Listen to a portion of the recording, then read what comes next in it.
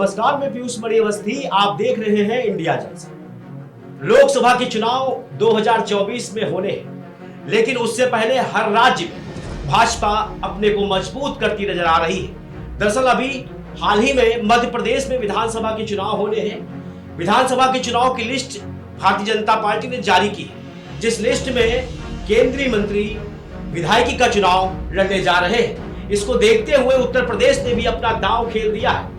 उत्तर प्रदेश में योगी की सरकार है। योगी की सरकार के मंत्रियों को अब लोकसभा चुनाव भी लड़ाया जाएगा, जिसमें कद्दावर नेता केशव प्रसाद मौर्य का नाम सबसे ऊपर है। आपको बता दें, वर्ष 2017 में केशव प्रसाद मौर्य के नेतृत्व में भारतीय जनता पार्टी की सरकार बनी थी, लेकिन मुख्यमंत्री की चाह रखने वाले केशव प्रसाद मौर्य को आखिर में झुंझुना दिखा दिया गया और योगी आदित्यनाथ को सीएम पद का दावेदार घोषित करते हुए सीएम पद की गद्दी सौंप दी गई। लेकिन अब उत्तर प्रदेश के लोकसभा चुनाव में, यानी कि उत्तर प्रदेश में जो लोकसभा चुनाव होंगे, उस वक्त में उत्तर प्रदेश के कई कद्दावर मंत्रियों को लोकसभा चुनाव लड़ने का मौका दिया जाएगा। उसमें कौन कौन से वो कद्दावर नेता है, कौन कौन से वो कद्दावर मंत्री हैं जो लोकसभा का चुनाव लड़ेंगे, जीत हासिल करेंगे या हार, ये तो निर्णय यानी रिजल्ट ही बताएगा। लेकिन देखिए हमारी इस रिपोर्ट में कि वो कौन कौन से मंत्री हैं यूपी सरकार के जो लोकसभा चुनाव में खुद को आजमाएंगे।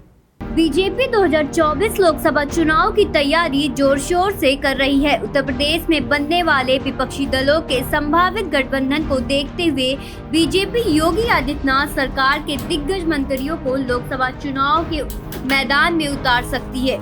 आइए आपको बताते हैं कि योगी सरकार के किन किन मंत्रियों को भाजपा 2024 का लोकसभा चुनाव लड़ा सकती है। सबसे पहले बात उत्तर प्रदेश के कद्दावर नेता व डिप्टी सीएम केशव प्रसाद मौर्य की करते हैं, जिन्हें पार्टी 2024 में फिर से लोकसभा चुनाव लड़वाने की तैयारी कर रही है।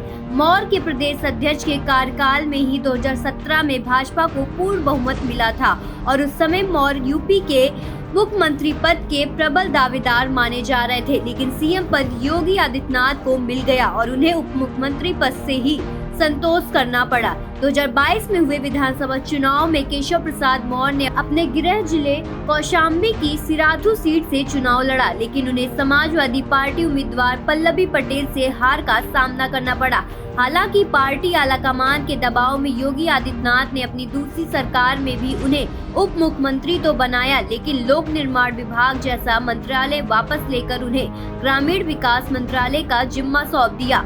इससे पहले मौर्य 2024 में फूलपुर से लोकसभा सांसद भी चुने गए थे। उत्तर प्रदेश के दूसरे उप मुख्यमंत्री ब्रजेश पाठक को भी 2024 में भाजपा लोकसभा के चुनावी मैदान में उम्मीदवार बनाने पर विचार कर रही है। बसपा से अपने राजनीतिक सफर की शुरुआत करने वाले पाठक मायावती की पार्टी से उत्तर प्रदेश के उन्नाव संसदीय क्षेत्र से लोकसभा का चुनाव जीत चुके हैं और राज्यसभा सांसद भी रह चुके हैं। एक जमाने में मायावती के काफी करीबी माने जाने वाले ब्रजेश पाठक 2016 में भाजपा में शामिल हुए।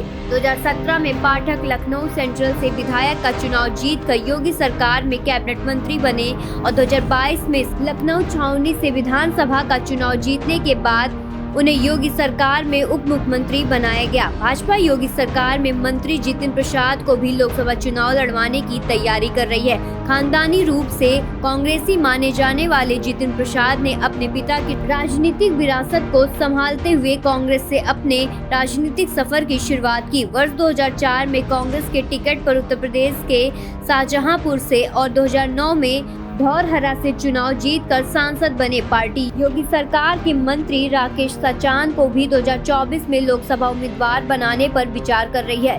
सपा से भाजपा में आए राकेश सचान 2009 के लोकसभा चुनाव में समाजवादी पार्टी के टिकट पर फतेहपुर लोकसभा से सांसद रह चुके हैं।